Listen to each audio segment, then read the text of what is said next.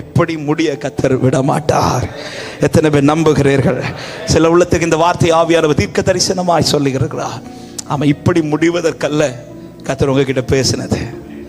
இப்படி முடிவதற்கல்ல கத்தர் உங்களை இதுவரை காத்து வந்தது. இப்படி முடிவதற்கல்ல ஒரு தகப்பன் சுமப்பது போல இந்நாள் வரைக்கும் சுமந்து கொண்டு வந்தது. இப்படி முடிவதற்கல்ல பல கொந்தளிப்பு நடுவில் கத்தர் உங்களை கலையாமல் காத்து கொண்டிருப்பது.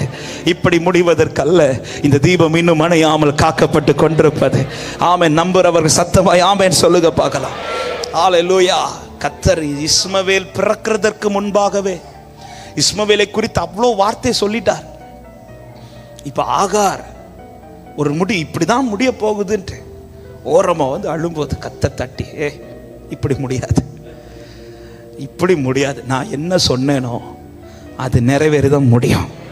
அவர் சொன்னது நிறைவேறின பிறகுதான் எல்லாமே முடியும்னு சொல்றவங்க சத்தமாய் ஆமென் சொல்லுங்க பார்க்கலாம்.